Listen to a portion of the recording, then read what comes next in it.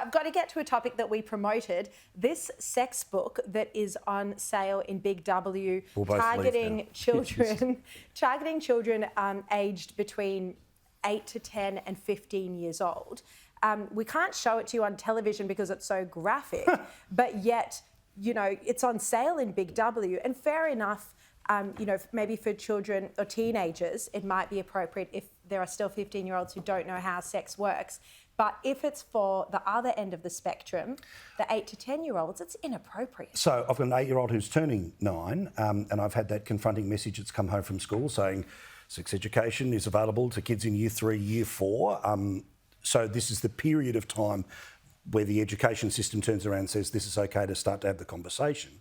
But so often these books, and I haven't read this one, so I'm not going to pretend to blow up about something I haven't read, but so often these things start getting into things that aren't about A plus B equals C. There's stuff that's about gender identity, lots of these other things. And that's the issue here. That are frankly far more complicated to start to introduce to a kid at a time when traditionally we've been talking about the most basic parts of how humans are made.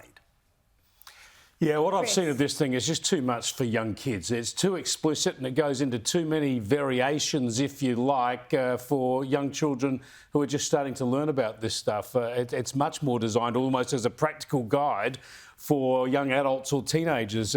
Why it's turned up in supermarkets is beyond me, but it underscores the point. Again, I have 2 young fellas and we're down this path as well, especially in this age of social media. I'm afraid you've just got to bite the bullet, chomp down and talk about this stuff with your kids directly yourself. That one's for mum. Or just throw them the book from Woolies. Left to the mums. I'm lucky I've got a 1-year-old and a 4-year-old, so I'm far off having to worry about this. But have you had these chats with no, Mrs. Markson?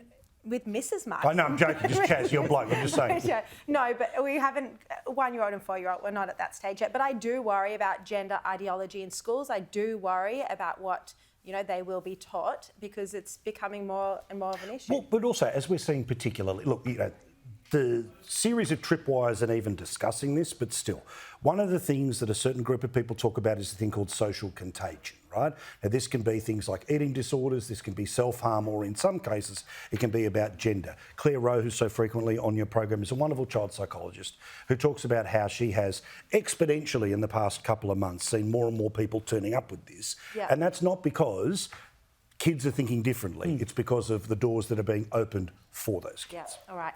Paul Murray, Chris Kenny, we'll see you tonight, 8 p.m, 9 p.m, always glued to the television. See you later then.